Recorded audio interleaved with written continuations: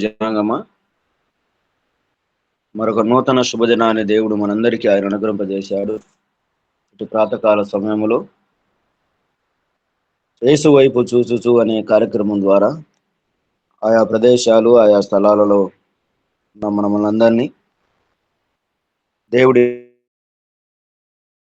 ఇలాగూ సహవాసంగా కూడుకొని దేవుణ్ణి ఆరాధించే భాగ్యం, గణపరిచే భాగ్యాన్ని దేవుడు మనందరికీ ఆయన అనుగ్రహింపజేశాడండి. అందును బట్టి మనం ఎంతైనా స్తుతించాలి, దేవుని ఆరాధించాలి. ఈ దినముకై ఏర్పాటు చేయబడిన లేఖన భాగంలో నుండి మత్తయి సువార్త 21వ అధ్యాయం,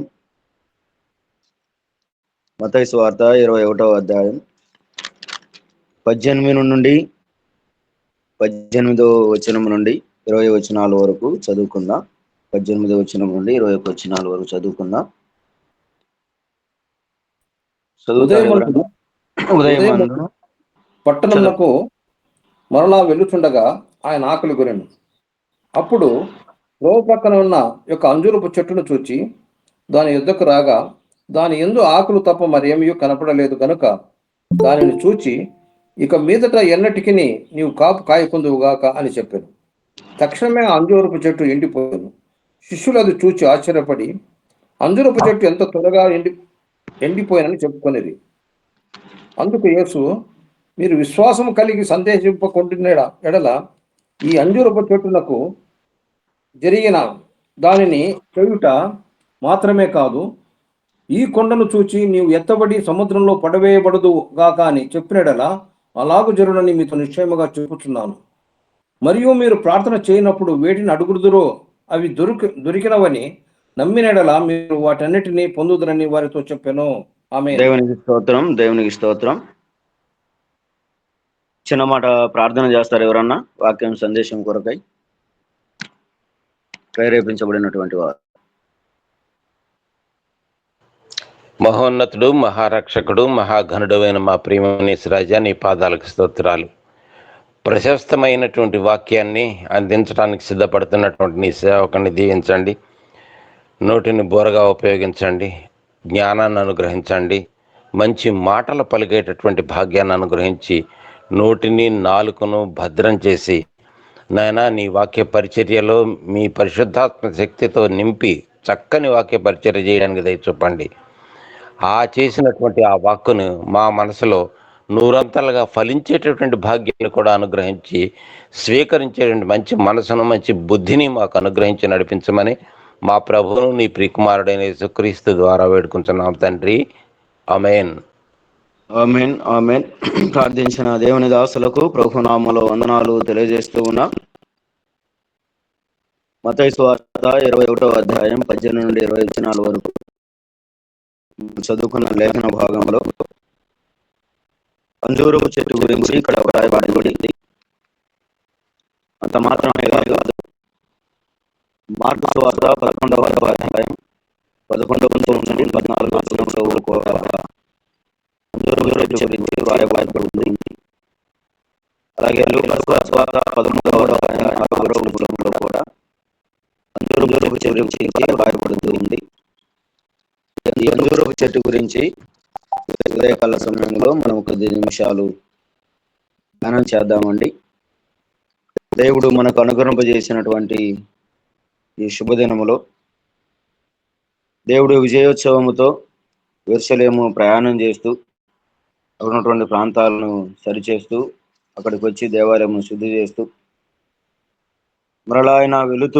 ఆయన మరలా వెళుతూ ఉదయమైనప్పుడు 18వ వచనంలో ఉదయమైనప్పుడు పట్టణమునకు మరలా వెళ్ళుచుండగా ఆయన ఆకలి కొనెను అనే మాట మనకు కనపడుతుంది. త్రోవ పక్కన ఉన్న అంజూరపు చెట్టు అని మత్తయి సువార్తలో మనం చదువుతాం. లూకా సువార్తలో ద్రాక్ష తోటలో ఉన్న అంజూరపు చెట్టు అని కూడా మనం చదువుతాం. ఈ 3 సువార్తికులు చక్కగా అంజూరపు చెట్టు గురించి వ్రాయటం మనం గమనిస్తూ ఉన్నాం. అంజూరపు చెట్టు చాలా విశేషమైనటువంటి చెట్టు. సంవత్సరంలో 3 సార్లు అది ఫలాలిచ్చే చెట్టు. అది నిత్యము ఫలాలిస్తుంది అనే మాట బైబిల్ గ్రంథంలో మనం చూస్తాం. అలాగైతే ఇక్కడ మనం చదువుతూ ఉన్నటువంటి మాట, ఆయన ఆకలి కొనెను. మత్తయి సువార్తలో కూడా గత కాలంలో మనము ధ్యానించిన రీతిగా ఆయన ఆకలి కొనెను. పరిశుద్ధ బైబిలు గ్రంథంలో ఆయన ఆకలి కొన్నాడు, దప్పికొన్నాడు, అలసట నొందాడు, అలాగే నిద్రించాడనే మాటలు మనం చదువుతూ ఉన్నాం. ఇక్కడ ప్రభు అయిన యేసు గురించి మనం ఆలోచన చేస్తూ ఉన్నప్పుడు ఆయన సంపూర్ణమైనటువంటి మానవుడు, అంత మాత్రమే కాదు సంపూర్ణమైనటువంటి దేవుడు కూడా. సంపూర్ణమైనటువంటి దేవుడు, సంపూర్ణమైనటువంటి మానవుడు. సంపూర్ణమైనటువంటి దేవుడు ఏ విధంగా అయితే చేయగలడో అన్నీ చేయగలిగినటువంటి వాడు, చేస్తూ ఉన్నటువంటి వాడు. సంపూర్ణమైనటువంటి మానవుడు కూడా ఎలా అలసట నొందాలో, ఎలా నిద్రించాలో, ఎలా ఆకలి కొనాలో అలాగూ ఉన్నటువంటి వాడు కూడా ప్రభు అయిన యేసుక్రీస్తు వారు. ఆయన ఆకలి కొన్నాడు, ఒక చెట్టు దగ్గరికి వెళ్ళాడు. దాని దగ్గర ఏమైనా దొరుకుతుందేమో అన్నటువంటి ఆశ, దాని యొద్ద ఏమైనా దొరుకుతుందన్నటువంటి ఆశ చేత ఆయన అన్నిటినీ వెతికాడు కానీ కాయలు మాత్రం అందులో కనిపించటం లేదు. ముందుగా మనం ఆలోచించిన రీతిగా అంజూరపు చెట్టు సంవత్సరానికి 3 సార్లు ఫలాలిస్తుందని మనము జ్ఞాపకం చేసుకుంటూ ఉంటాం. ప్రకటన గ్రంథం ఒకళ్ళు తీయండి. ప్రకటన గ్రంథం 6వ అధ్యాయం 13వ వచనంలో అంజూరపు చెట్టు గురించి ఒక మాట మనకు కనపడుతుంది. అది పండ్ల కాలం కాదు కానీ, కాపు కాసే కాలం కాదు కానీ, ఎందుకు దేవుడు ఆ చెట్టు దగ్గరికి వచ్చి కాయలు వెతుకుతూ ఉన్నాడు అని మనం గమనిస్తే, ప్రకటన గ్రంథం 6వ అధ్యాయం 13వ వచనములో అంజూరపు చెట్టు నుండి చదువుతారు, ఎవరన్నా సాయం చేస్తారండి? అంజూరపు చెట్టు నుండి ఊగులాట అంజూరపు చెట్టు నుండి అకాలపు కాయలు రాలినట్టు ఆకాశ నక్షత్రములు భూమి మీద రాలేను. చాలండి, థ్యాంక్ యూ. అంజూరపు చెట్టు ఉన్నటువంటి మంచి లక్షణం ఏంటంటే అకాలపు కాయలు కాసే దానికి మంచి అలవాటు ఉంది, లక్షణం ఉంది. ఏ సమయంలోనైనా, ఏ సందర్భంలోనైనా కనీసం లేదన్న ఒక కాయన్న అందుకు ఉంటుందని కొంతమంది భక్తులు జ్ఞాపకం చేస్తారు. అదే ప్రకటన గ్రంథంలో 6:13లో మనం చదువుకున్న రీతిగా అకాలంలో కాయలు కాసే లక్షణం కలిగినటువంటిది, అలవాటు కలిగినటువంటిది అంజూరపు చెట్టు. దానిని బట్టి కాపు ఆ కాసే కాలం కాకపోయినప్పటికీ కూడా ఏదో ఒక చెట్టైన, ఏదో ఒక పండైనా అందులో దొరకకపోదా అని దేవుని ఆశ. అలాగైతే ఫలాల కొరకు ఆశపడిన యేసు ప్రభువును మనం అక్కడ గమనిస్తాం. ఆయన ఆకలి కొనిన యేసు ప్రభువును అక్కడ మనం గమనిస్తాం. చెట్టు మానవునికి సాదృశ్యంగా కనపడుతుందని దానియేలు గ్రంథంలో మనం చూస్తాం. చెట్టు మానవునికి సాదృశ్యంగా కనపడుతుందని దానియేలు గ్రంథంలో మనం చూస్తాం. అంజూరపు చెట్టు మనం ఇక్కడ గమనిస్తూ ఉన్నప్పుడు చక్కటి మాటలు, ఆయన త్రోవ పక్కన ఉన్న ఒక అంజూరపు చెట్టును చూసి దాని యొద్దకు రాగా దాని యందు ఆకులు తప్ప మరేమీ కనబడలేదు గనుక దానిని చూసి అనే మాట మనకి ఇక్కడ కనపడుతూ ఉంది. త్రోవ పక్కన ఉన్న అంజూరపు చెట్టు మానవునికి సాదృశ్యంగా కనపడుతూ ఉంది. త్రోవ పక్కన ఒక వ్యక్తి కూర్చొని భిక్షమడుగుతూ ఉన్నాడు. అలాగైతే చెట్టు మానవుని సాదృశ్యంగా ఉన్నప్పుడు ఆ చెట్టు దగ్గర ఏమైనా కాయలు దొరుకుతుందని దేవుడు ఆకలి కొని ఎదురు చూస్తూ ఉన్నప్పుడు ఆ చెట్టు దగ్గర ఏ ఫలాలు, ఏ కాయలు కనిపించటం లేదు. మానవుని సాదృశ్యంగా ఉన్నటువంటి ఆ చెట్టును మనం గమనిస్తే త్రోవ పక్కన ఒక వ్యక్తి కూర్చున్నాడు. అతనికి చూపు లేదు కానీ కూర్చున్నాడు. ఎవరైనా ఏమైనా ఇస్తారేమో అన్నటువంటి ఆశ, ధనం కావచ్చు, ఏదైనా కావచ్చు, ఆశించి తాను కూర్చున్నాడు. ఆశించిన రీతిగా యేసు ప్రభు ఆ మార్గమున ఆయన వెలుచున్న ఆయన్ను చూశాడు, కేకలు వేశాడు. తాను ఏదైతే పొందగోరాలని ఆశపడుతూ ఉన్నాడో దాన్ని చూపును పొందుకున్నట్లుగా మనం బైబిల్ గ్రంథంలో మార్కు సువార్తలో మనం చదువుతాం. త్రోవ పక్కన ఉన్నటువంటి వాడు ఎదురు చూశాడు, ఆశించాడు, ఆశించిన దానిని బట్టి అతను పొందుకోగలిగాడు. యేసు ప్రభు వారు కూడా అట్టి ఆశ కలిగినటువంటి వానిగా, అట్టి కోరిక కలిగినటువంటి వాడిగా ఆకలిగొని ఎదురు చూశాడు. కానీ ఆ చెట్టుకు కాయలు మాత్రం లేవు కానీ ఆకులు మాత్రం దండిగా ఉన్నాయి. స్థానిక సంఘాలలో, కుటుంబాలలో దేవుడు ఉన్నాడు, దేవుని మనం ఆరాధిస్తూ ఉన్నాం, గణపరుస్తూ ఉన్నాం, మహిమపరుస్తూ ఉన్నాం, చాలా మంచిదే. కానీ ఇందులో ఫలాలు ఎంతవరకు కనపడుతూ ఉన్నాయి, ఫలితాలు ఎంతవరకు కనపరుస్తూ ఉన్నాం. ఆకులనేటువంటి ఆటంకాలు ఎన్నో ముందు కనపడుతూ ఉన్నాయి. ఫలాల కొరకు ఎదురు చూసే వారిగా మనం ఉండాలని పరిశుద్ధాత్మ దేవుడు ఇక్కడ జ్ఞాపకం చేస్తూ ఉన్నాం. రండి, బైబిల్ గ్రంథంలో ఒక మాట మనం చదివితే, కీర్తనల గ్రంథం మొదటి అధ్యాయం 3వ వచనం చదవండి. 3వ వచనంలో ఒక శ్రేష్టమైనటువంటి మాటను మనము గమనించవచ్చు. కీర్తనల గ్రంథం మొదటి అధ్యాయం 3వ చరణాన్ని చదవండి. అతడు నాటబడినదై ఆకువాడక ఫలమిచ్చు చెట్టు వలెనుడును, అతడు చేయనంతయు సఫలముగును. చాలండి. ఇక్కడ మనం గమనిస్తే, అతడు నీటి కాలువలన యోరను నాటబడినదై ఆకువాడక తన కాలమందు ఫలమిచ్చు చెట్టు వలెనుడును, అతడు చేయనదంతయు సఫలమగును. ఆకులు దండిగా ఉన్నాయి, ఫలాలు లేవు. అందులో ఒక కాయ కొరకు, ఒక పండు కొరకు ప్రభు ఎదురు చూశాడు. ఈ ప్రాతకాల సమయంలో మన నుంచి ఏదైనా ఆశించాలని దేవుడు ఆశపడుతూ ఉన్నాడు. మన దగ్గర ఏదైనా దొరుకుతుందని ఆయన ఆశపడుతూ ఉన్నప్పుడు దేవుడు జ్ఞాపకం చేస్తాడు, నీవు నేను మనమందరం ఫలాలు ఫలించే వారిగా ఉండాలి అంటే మొదటిగా మనం నీటి కాలువలను ఎవరును నాటబడినదై మనం ఉన్నప్పుడు కదండి, ఆకు వాడక తన కాలమందు ఫలమిచ్చు చెట్టు వలేనుంటాం. నిత్యము మన నుంచి ఆశించేది దేవుడు. మనం ఆరాధించాలి, గణపరచాలి, మహిమపరచాలి. నిత్యము దేవుని స్తుతించే వారిగా మనం ఉండాలని ఆయన ఆశపడుతూ ఉన్నాడు. నీరు అనే వాక్యం దగ్గరికి మనం వచ్చినప్పుడు, నీరు అనే వాక్యం ద్వారా మనము నాటబడినప్పుడు మనము ఆకు వాడవలసినటువంటి పని లేదు, ఎండిపోవలసినటువంటి పని లేదు. నీరు దేవుని వాక్యానికి సాదృశ్యంగా కనపడుతూ ఉంది. నీరు అనే వాక్యము దగ్గరికి మనం వచ్చినప్పుడు ఆకులు మాత్రమే కాదు, ఆకులను పక్కన పెడదాం, ఫలాలు ఇచ్చేవారిగా మనం ఉందాం. అక్కడ మనం గమనిస్తే ఫలమిచ్చు చెట్టు వలె నుండును. మన నుంచి, మనందరి నుంచి, విశ్వాసుల నుంచి, లేక మనందరి నుంచి దేవుడు ఆకాంక్షిస్తుంది ఏమిటి అంటే, మన నుంచి ఫలాలు కావాలి. నమ్మిన నాటి నుండి నేటి వరకు దేవునిలో మనం ఎంతగా కొనియాడబడుచు ఉన్నాం, ఎంతగా వృద్ధి చెందాం, ఎంతగా అభివృద్ధి చెందాం, ఎంతగా దేవుణ్ణి మనము గణపరుస్తూ ఉన్నాం అన్నది ప్రాముఖ్యమైనటువంటి విషయం.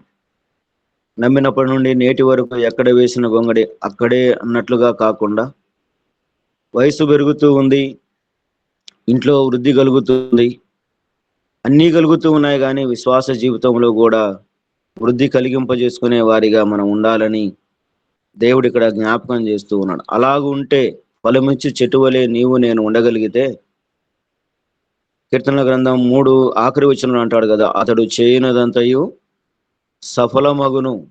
సఫలము చేసేవాడు దేవుడు, విఫలము చేసేవాడు సాతానుగాడైతే సఫలము చేసేవాడు దేవుడు. అలాగైతే దేవుడు మనములను వృద్ధి కలిగింప చేయాలని దేవుడు ఆశ, ఆయన ఆకాంక్ష. ఇర్మియా గ్రంథం 17వ అధ్యాయం 8వ వచనం చదవండి. ఇర్మియా గ్రంథం 17వ అధ్యాయం 8వ వచనాన్ని మనం చదివితే అందులో కూడా ఒక శ్రేష్టమైనటువంటి మాటను మనం గమనించవచ్చు. వాడు జలముల యొద్ద నాటబడిన చెట్టు వలె నుండును. అది కాలువల వరను, దాని వేలు తన్నును. వెట్ట కలిగినను దానికి భయపడదు, దాని ఆకు పచ్చగా నుండును, వర్షం లేని సంవత్సరమున చింత నొందదు, కాపు మానదు. దేవునికి స్తోత్రం. ఇక్కడ మనం గమనిస్తూ ఉన్నటువంటి మాట, చింత నొందదు, కాపు మానదు కదండి. దేవునికి సమీపంగా ఉన్న మనము, దేవునికి సమీపంగా ఉన్నటువంటి మన కుటుంబాలు, దేవుడు జ్ఞాపకం చేస్తూ ఉన్నాడు 8వ వచనములో, వారు లేక మనందరము జలముల యొద్ద నాటబడిన చెట్టు వలె నుంటాము. జలముల యొద్ద నీటి దగ్గర ఉన్నటువంటి చెట్టు, అది పచ్చగా ఉంటుంది, అది ఫలిస్తూ ఉంది, అది అభివృద్ధి చెందుతూ ఉంది. కారణం ఏమిటంటే నీరే. అది ఎప్పుడు ఎండిపోవటానికి ఆస్కారం లేదు, వీలు లేదు. దాని వేళ్ళు ఎక్కడికి వెళతాయండి? లోపలికి వెళుతాయి. విశ్వాసం అనే ఆ వేళ్ళ ద్వారా మనము ఆధ్యాత్మికమైనటువంటి లోతులోనికి మనం వెళితే దేవుడు మనల్ని పచ్చగా ఉంచుతాడు అనేటువంటి మాట ఇందులో మనకు కనపడుతుంది కదండి. వర్షము లేని సంవత్సరాలు చింత నొందదు. వర్షము లేదే అనేటువంటి చింత ఉండదు. కారణం, అది నీటి కాలువల యొద్ద నాటబడినటువంటి చెట్టు. దాని వేళ్ళు లోపలికి వెళ్ళాలి. విశ్వాసం అనే జీవితం లోపలికి వెళ్ళింది. చింత లేదు, ఎందుకంటే దేవుని వాక్యం దగ్గరికి వచ్చాం, దేవుని అనునిత్యము ప్రార్థించేవారిగా, గణపరిచేవారిగా అలాగ ఉన్నప్పుడు అది చింత లేనట్లుగా మనకు కనపడుతూ ఉంది. చింత నొందదు, కాపు మాత్రం మానదు. చూసారా, ఇందులో మనం గమనిస్తే ఆశీర్వాదాలు దేవుడు మనకు ఆయన అనుగ్రహింపజేసినటువంటి దేవుడు.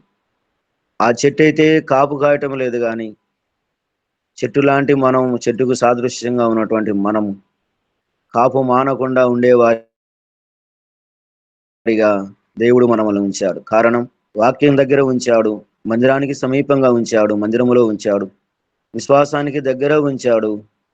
ఇక అన్నీ మనం చెప్పుకోవచ్చు.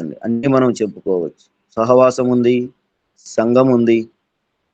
ఇక్కడ ఏదైతే మనకు ఉందో వాటన్నిటిని బట్టి దేవుడు మనల్ని ఆయన కాపు కాసేవారిగా, కాపు మానకుండా ఉండేవారిగా, లేక మనము చింత నొందే వారిగా ఉండకుండా దేవుడు మనల్ని ఆయన తయారు చేశాడు. అలాగూ దేవుడు మనల్ని ఉంచాడని మనం చెప్పుకోవచ్చు.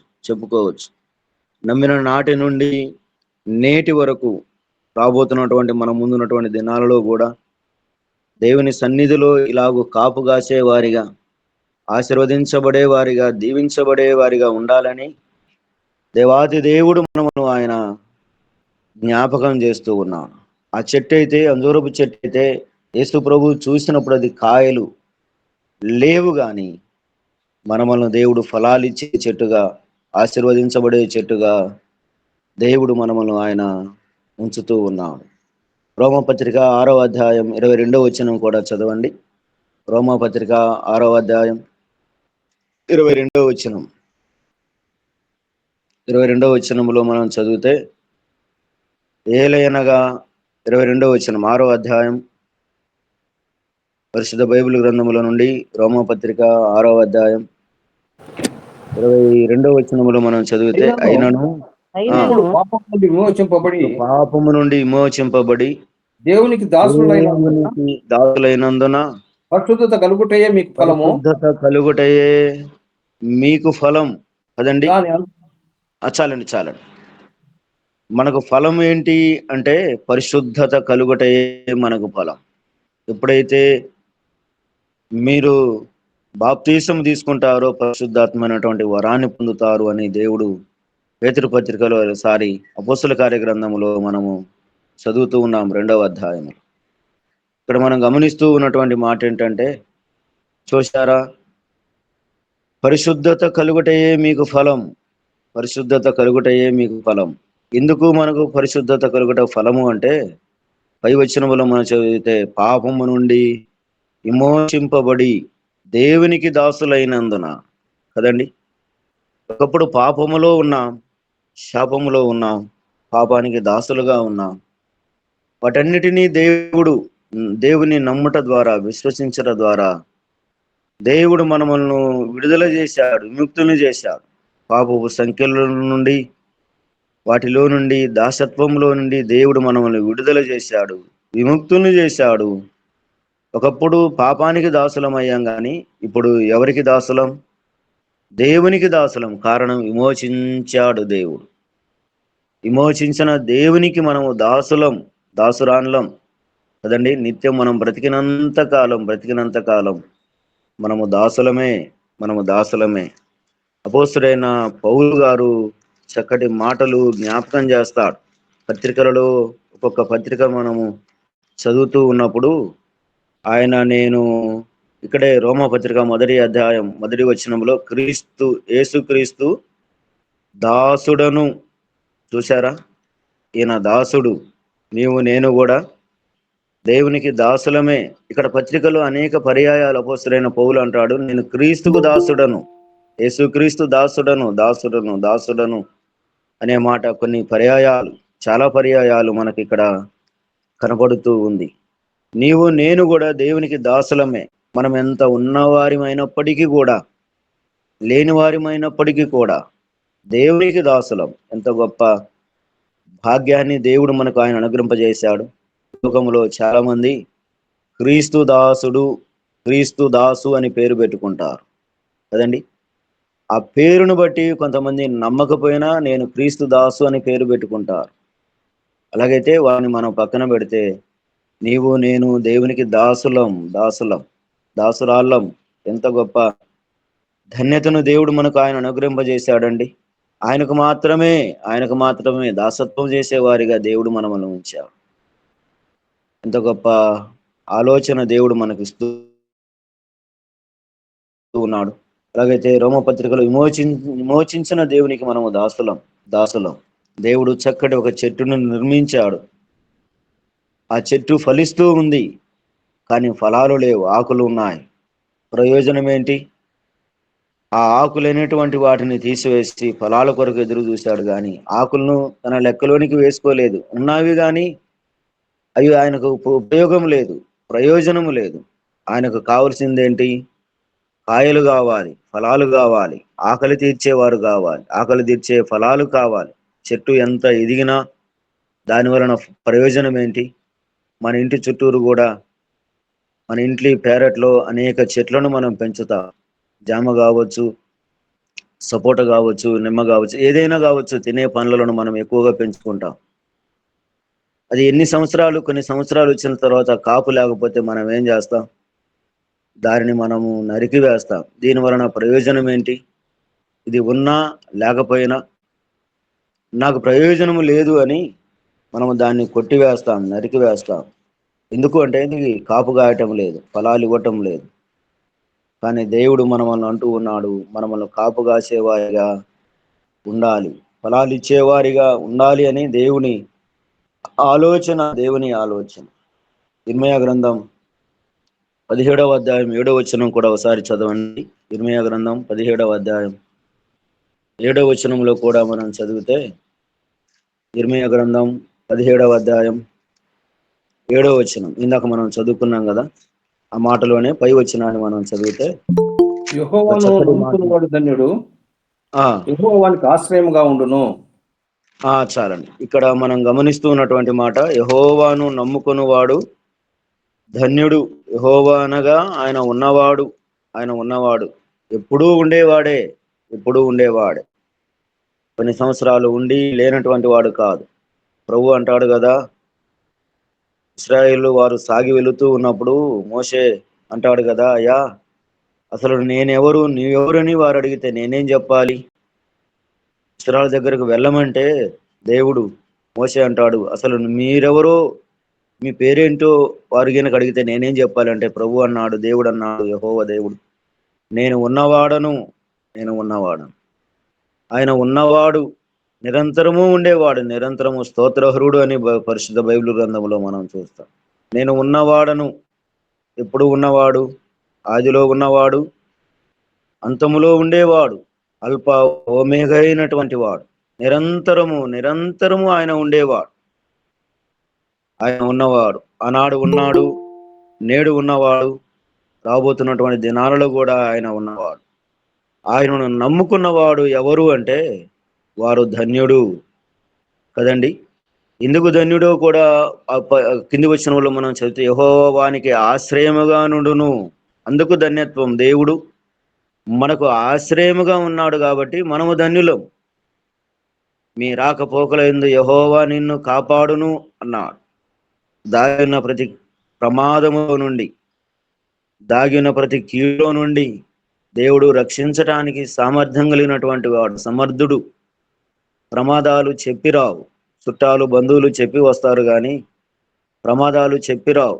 మనం వెళుతున్న మార్గంలో ఉదయకాలం, మనం నడుస్తున్న మార్గంలో బండి మీద కావచ్చు, బస్సులో కావచ్చు, కారులో కావచ్చు, ఎక్కడికి వెళుతున్న ప్రమాదాలు అనేకములు ఉన్నాయి. దాగిన ప్రతి కీడు నుంచి దేవాతి దేవుడు మనల్ని దూరం చేసేవాడు. అందుకే అన్నాడు కదా, యెహోవా వానికి ఆశ్రయముగా నుండును. ఆశ్రయముగా ఉంది. ఆయనను నమ్ముకున్నటువంటి వానికి దేవుడు ఆశ్రయం.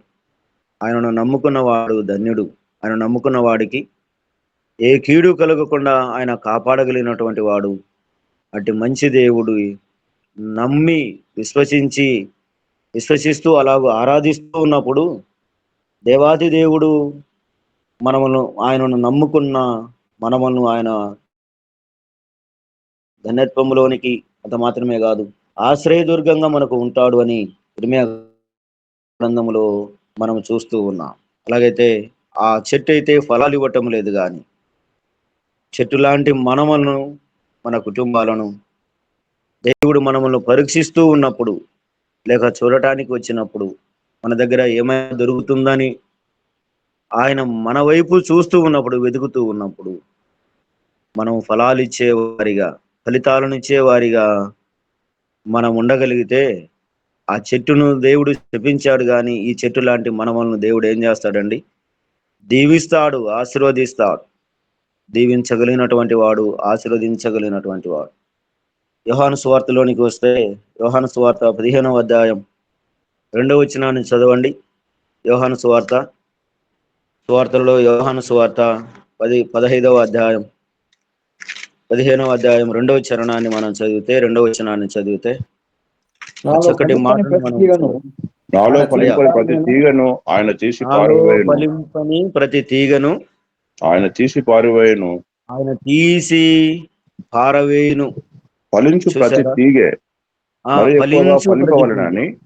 మరి ఎక్కువగా ఫలించవలనని దానిలోని పనికిరాని తీగలను తీసివేయును. చూడండి, ఇక్కడ మనం గమనిస్తే 15వ అధ్యాయం మనం చదువుతూ ఉన్నప్పుడు యోహాను సువార్తలో ఆయన ఒక మంచి వ్యవసాయకుడు. ఆయన మంచి ఒక వ్యవసాయకుడు.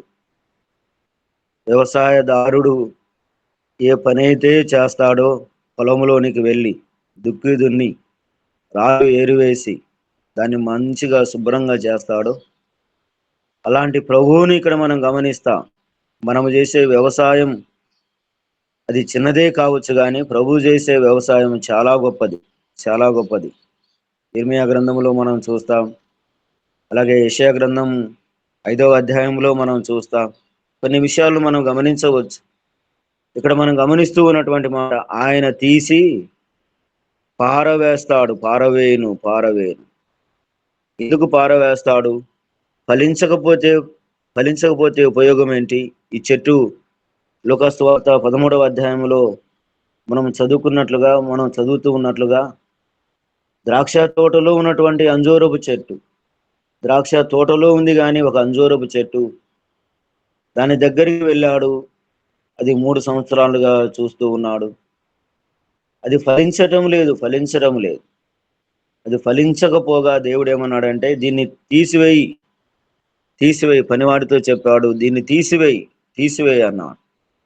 ఆయన అన్నాడు, అయ్యా, మరొక సంవత్సరమైనా ఉంచు, ఇది ఫలించకపోతే అలాగే తీసివేద్దాం అని అంటాడు. ఇక్కడ మనం గమనిస్తూ ఉన్నటువంటి మాట యోహాను సువార్తలో, నాలో ఫలింపని ప్రతి తీగను ఆయన తీసి పారవేయును. చూసారా? ఫలించకపోతే కదండి తీసివేస్తాడు. ఫలించకపోతే తీసివేస్తాడు. దేవుడు 2025వ సంవత్సరం ఏప్రిల్ మాసం ఇన్ని దినాలు 15వ తారీఖు వరకు దేవుడు మనల్ని అందరినీ సజీవ సాక్షులుగా తన బిడ్డలుగా, తనను ఆరాధించే వారిగా, మహిమపరిచే వారిగా తన యొద్ద ఉంచి నేర్పిస్తూ ఫలించే వారిగా దేవుడు ఉంచారు కాబట్టి ఇన్ని సంవత్సరాలు దేవుడు భూమి మీద ఆరోగ్యంగా ఆయుష్నిచ్చి దేవుడు మన ఆయుష్ను పొడిగిస్తూ ఉన్నాడు. మనం ఫలిస్తూ ఉన్నాం. దేవునిలో ఫలించాలి. ఫలిస్తే అభివృద్ధి ఉంది, ఫలిస్తే ఆశీర్వాదాలు ఉన్నాయి, ఫలిస్తే ఆయుష్ ఉంది. ఫలించకపోతే పనికిరాని నాలో ఫలింపని ప్రతి తీగను ఆయన తీసి పారవేయును కదండి. అలాగైతే పారవేసే వారిగా ఉండకుండా ఆయనలో ఫలించే వారిగా ఉండాలని దేవుడు ఆశిస్తూ ఉన్నాడు. దేవుని ఆశ, దేవుని కోరిక. ఆ కింది వచనములో అలాగూ చదువుతూ ఉన్నప్పుడు మనం చదివితే కదండి, 7వ వచనం అనుకుంటా, 7వ వచనంలో నా యందు మీరును మీ యందు నా మాటలను నిలిచి ఉండిన ఎడల మీకేది ఇష్టమో అడుగుడి, అది మీకు అనుగ్రహింపబడును.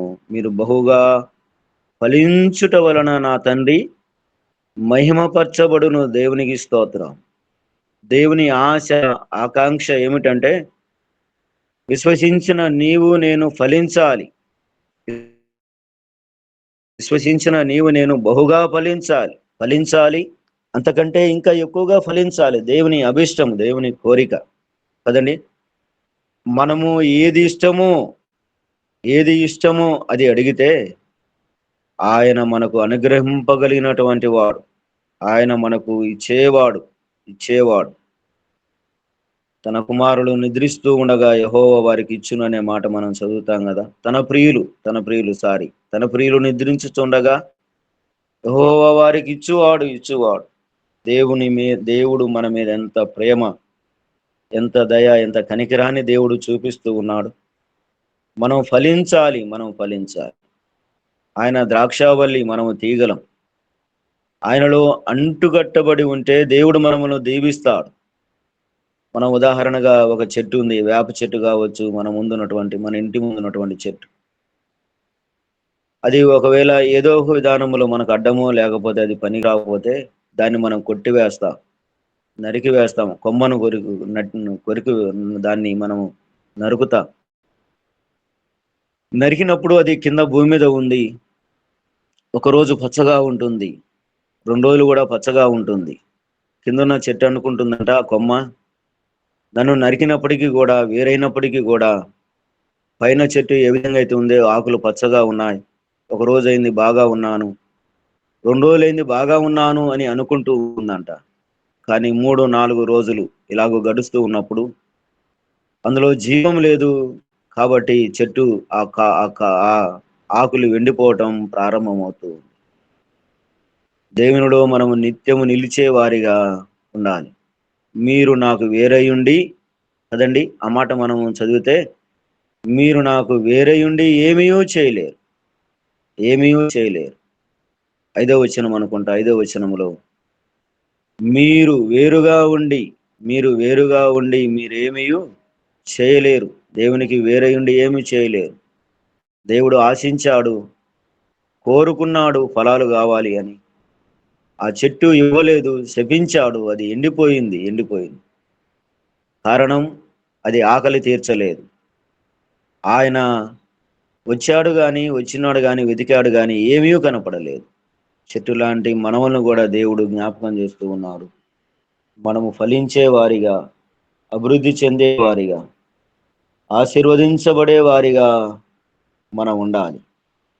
ఇంకా ఏమైనా మనలో ఉంటే వాటిని మనం దూరం చేసుకునే వారిగా మనం ఉండాలి. దేవుడు ఇక్కడ కొన్ని విషయాలను మనం జ్ఞాపకం చేసుకున్నాడు. త్వరగా మనం ముగించుకుందాం. ఫలాల కొరకు ఆశపడిన యేసు ప్రభు నిన్ను నన్ను ఏం చేయాలని ఆయన ఆశపడుతున్నాడో కొన్ని విషయాలు మనం గమనించాం. మరికొన్ని విషయాల్లోనికి మనం వెళితే యోహాను సువార్త మనం చదువుకున్నాం. మీరు బహుగా ఫలించాలి. ద్వితీయోపదేశకాండం 33వ అధ్యాయం 14వ వచనం చదవండి. ద్వితీయోపదేశకాండం 33వ అధ్యాయం 14వ వచనం. శ్రేష్టమైన ఫలములుగా ఫలించాలి. కదండి. ఫలించడమే కాదు కానీ శ్రేష్టమైనటువంటి ఫలాలను ఫలించే వారిగా మనం ఉండాలి. చూసారా, దేవుడు మనములను ఎంత ఉన్నతమైనటువంటి దేవుడు శ్రేష్టమైనటువంటి వారిగా దేవుడు చేయాలని ఆయన ఆశపడుతూ ఉన్నాడు. చదవండి అయ్య గారు. చదవండి.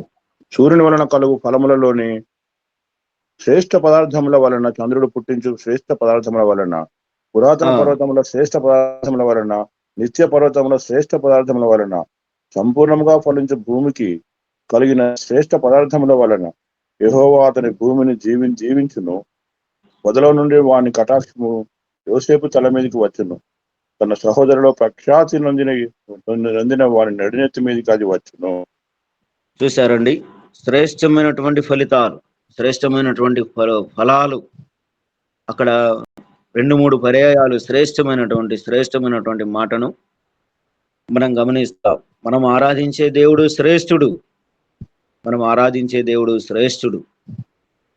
అటు శ్రేష్టమైనటువంటి దేవుణ్ణి ఆరాధిస్తూ ఉన్నప్పుడు తన బిడ్డలకు కూడా దేవుడు ఏమిస్తాడండి? శ్రేష్టమైనటువంటి ఫలాలను దేవుడు మనకు ఆయన అనుగ్రహింపజేస్తాడు.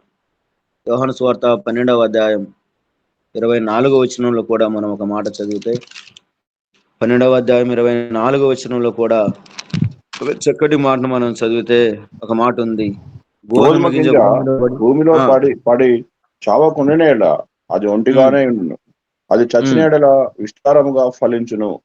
చూసారా, గోధుమ గింజ ఫలించాలి అంటే, అది ఎదగాలి అంటే, పెరగాలి అంటే ఏం చేయాలి? మొదటిగా అది భూమిలో పడి చచ్చిపోవాలి. ఎప్పుడైతే అది భూమిలోకి వెళ్ళి చచ్చిపోతుందో విస్తారంగా ఫలాలిస్తూ ఉందాం. గోధుమ గింజ భూమిలో పడి చావకుండా ఎడల అది ఒంటిగానే ఉండును, అది చచ్చిన ఎడల విస్తారంగా ఫలిస్తుంది. అందులో ఉన్నటువంటి జీవం మరలా పోసుకొని అది గోధుమ గింజ ఫలాలిచ్చేదిగా కనపడుతుంది. మనము కూడా లోకములో ఉన్నాం, ఒకప్పుడు పాపములో ఉన్నాం, చనిపోయాం. క్రీస్తుతో కూడా బాప్తిసం ద్వారా క్రీస్తుతో కూడా దేవుడు మనమును లేపాడు, బ్రతికించాడు, జీవాన్నిచ్చాడు, ప్రాణాన్నిచ్చాడు, అభివృద్ధినిచ్చాడు, ఆశీర్వాదాన్ని ఇచ్చాడు. మనము ఫలించే వారిగా, ఫలితాలను పొందేవారిగా మనం ఉండాలని దేవుడు ఇక్కడ ఆయన జ్ఞాపకం చేస్తూ ఉన్నాడు కదండి. విస్తారమైనటువంటి ఫలాలు ఫలించే వారిగా ఉండాలని దేవుడు ఇక్కడ జ్ఞాపకం చేస్తున్నాడు. గోధుమ గింజ ఒక్కటే గాని దాని కంకి కదండి, అందులో ఉన్నటువంటి గింజలు చాలా విస్తారమైనటువంటి ఫలాలు లేక అది ఆ విత్తనాలు ఇచ్చేదిగా కనపడుతుంది. దేవుని అభిష్టం ఏంటంటే విస్తారమైనటువంటి ఫలాలను అందించే వారిగా దేవుడు మనం ఉంచాలని ఆయన ఆశపడుతున్నాడు. ఫిలిప్పీయులకు రాసిన పత్రిక 4వ అధ్యాయం 17వ వచనంలో కూడా మనం చదివితే, 17వ వచనం, 4వ అధ్యాయం 17వ వచనం, అపోస్తలుడైన పౌలు ఫిలిప్పీయులకు రాసిన పత్రిక 4వ అధ్యాయం 17వ వచనం.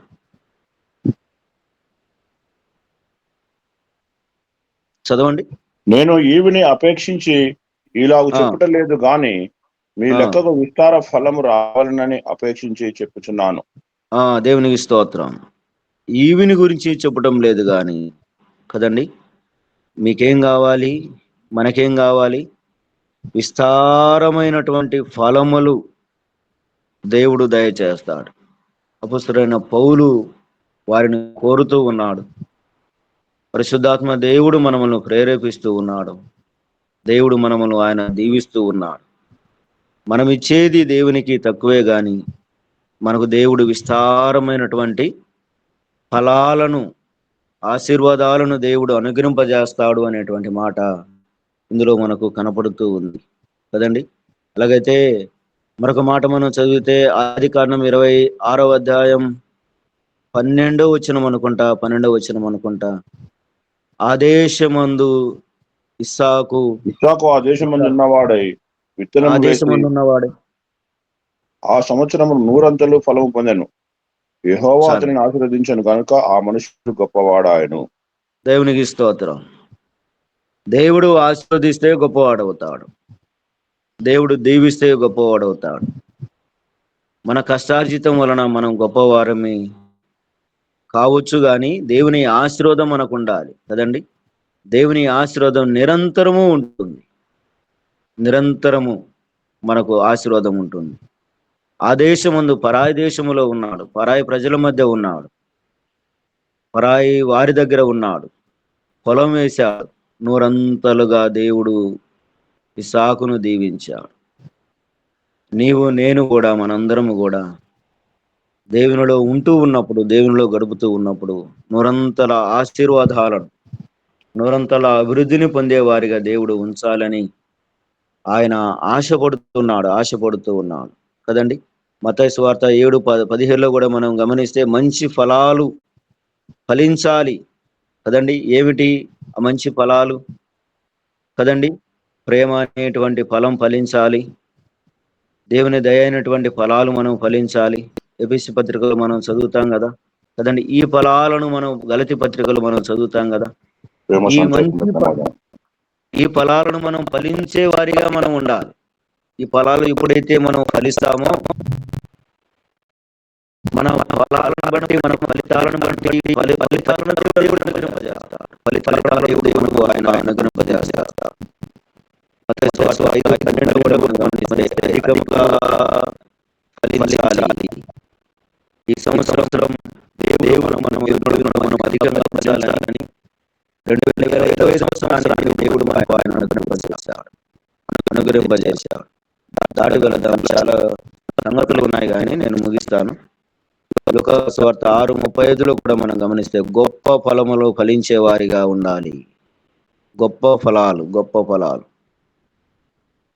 అలాగైతే మనం ఎలాగూ ఫలిస్తూ ఉన్నాం? అందరికి ఒక ప్రశ్న, మనం ఎలాగూ ఫలిస్తూ ఉన్నాం? మన కుటుంబాలు ఎలాగూ ఫలిస్తూ ఉన్నాయి? ఫలించండి అనే దేవుని వాక్యాన్ని గురించి మనం విన్నాం. ఫలింపజేసేవాడు, ఫలితాలను అనుగ్రహింపజేసేవాడు. అలాగూ దేవునిలో ఫలిస్తూ ఉన్నాం, మంచిదే. కానీ ఇంకా ఫలించాలి అన్నటువంటి దేవుని ఆశ.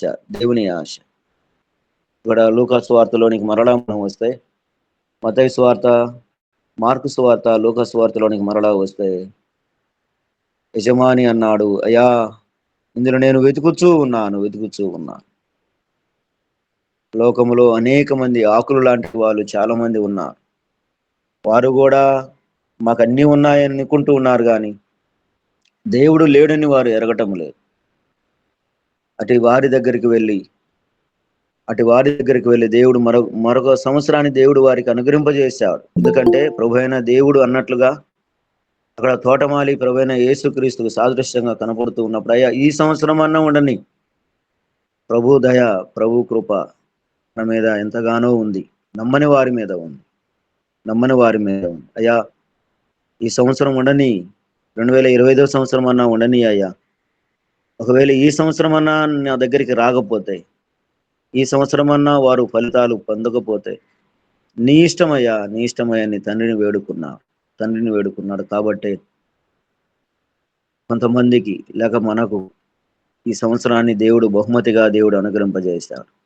ఇచ్చిన ఆయుష్ కాలాన్ని బట్టి, ఇచ్చిన దీవెనకరమైనటువంటి 2025 సంవత్సరాన్ని బట్టి దేవుని స్తుతిస్తూ, దేవుణ్ణి ఆరాధిస్తూ, దేవుని మహిమపరుస్తూ ఇంకా ఫలిద్దాం, అభివృద్ధి చెందుదాం. ఒకవేళ ఇంకా ఈ మీట్లో ఉన్నటువంటి వారు అందరూ నమ్ముకున్నటువంటి వారనే నేను విశ్వసిస్తూ ఉన్నాను. దేవునికి స్తోత్రం. ఒకవేళ ఎవరైనా ఇంకా నమ్మకపోతే, నమ్మేవారిగా ఉందాం, నమ్మి ఆయనను ఆరాధిద్దాం. ఆయన మానవాళి కొరకై ప్రాణం పెట్టినవాడు, మానవాళి కొరకై సిలువలో యాగమైపోయినటువంటి వాడు. తల నుంచి అరికాలు వరకు ఆయన అంటుకట్టబడినటువంటి వాడు, సిలువలో మరణించిన వాడు. మనందరి పాప విమోచన కొరకై ఆయన చనిపోయి లేచినటువంటి వాడు. క్రీస్తు ప్రభు నిన్ను ప్రేమించి మన కొరకు, నమ్మని వారి కొరకు ప్రాణం పెట్టాడు. తిరిగి ఆయన రాబోతూ ఉన్నాడు. నమ్మితే సంతోషం, ఇంకా నమ్మకపోతే యేసు ప్రభుని స్వరక్షకునిగా అంగీకరించు. దేవుడు నిన్ను దీవిస్తాడు. పరలోకములో, పరదేశంలో నీతో పాటు, ఆయనతో పాటు నిన్ను ఉంచాలని, నిన్ను తీసుకొని వెళ్ళాలని ఆయన ఆశ. చెట్టును వెతికాడు, అది కనిపించకపోగా, ఫలాలు ఇవ్వకపోగా దాన్ని కొట్టివేయమన్నాడు. ప్రభువైన దేవుడు అన్నాడు, ఈ సంవత్సరం ఉంచు అన్నాడు, ఉంచాడు. ఈ సంవత్సరమైన దేవుని సన్నిధికి రా, దేవుడు దీస్తాడు. అలాగే నమ్మిన మనములను కూడా దేవుడు ఈ సంవత్సరం అధికంగా దీవించాలని, ఆశించాలని ఆయన ఆశ.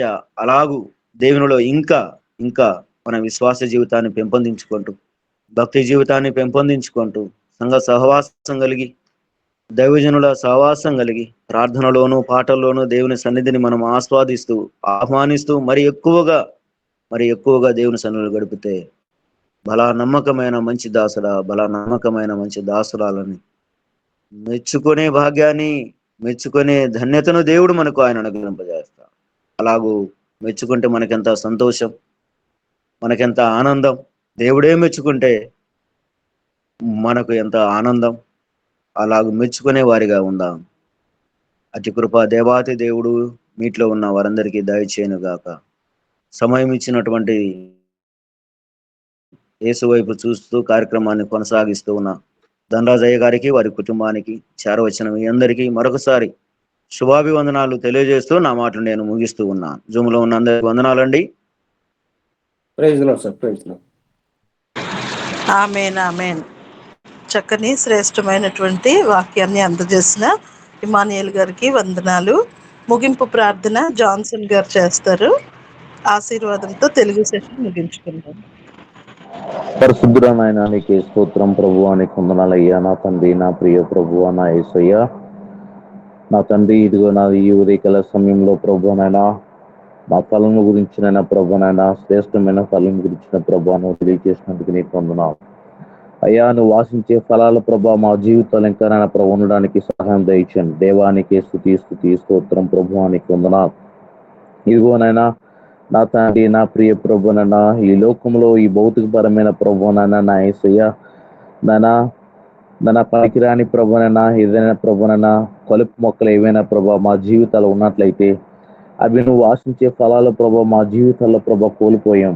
ఇదిగో నా తండ్రి ప్రభా, నీకు వ్యతిరేకమైన ప్రభునైనా, నీకు వ్యతిరేకమైన కలుపునైనా ఈ లోక ఆశలు, లోక తలంపులు, లోకనైనా ప్రభా కార్యకలాపాలు ప్రభా అపవాది సంబంధించిన క్రియలు వాటన్నిటిని నాశనం చేయండి ప్రభా. అప్పుడు ఇదిగోనైనా ప్రభా వాసించే ఫలాలు శ్రేష్టమైన మా జీవితాలు ఇంకా ప్రభునైనా మీ చూడటానికి, అనుభవించడానికైనా, నేను మహింపరచడానికైనా ప్రభా నైనా మేము ఆస్వాదించబడతాం. కాబట్టి అయ్యాను మాకు సహాయం, మీతో ఉన్న ప్రతి ఒక్కరికి కూడా సహాయం దయచేయండి. దేవానైనా నీకే స్తుతినైనా, నీకే స్తోత్రం. నా తండ్రి, నా ప్రియ ప్రభునైనా నువ్వు నిన్ను మహింపరిచే, నిన్నునైనా ప్రభునైనా నిన్ను గణపరిచే ఫలాలు, శ్రేష్టమైన ఫలాల ప్రభావ మీతో ఉన్న ప్రతి ఒక్కరిలో కూడా ప్రభావం నాన్న ఉండటానికి, అభివృద్ధి చెందటానికి సహాయం దయచేయండి. దేవానికి స్తోత్రం, ప్రభువానికి వందన నా తండ్రి. నాన్న ప్రభు సమయమునందున ప్రభునైనా నువ్వు ఎప్పుడు చూసినా ప్రభునైనా నువ్వునైనా ప్రభునైనా మాలో ప్రభా నువ్వు అనుకున్న ఫలాలు కనబడటానికి సహాయం దయచేయండి. అటు జీవితాలు, అటు ఆత్మీయ జీవితాల మాలో మీతో ఉన్న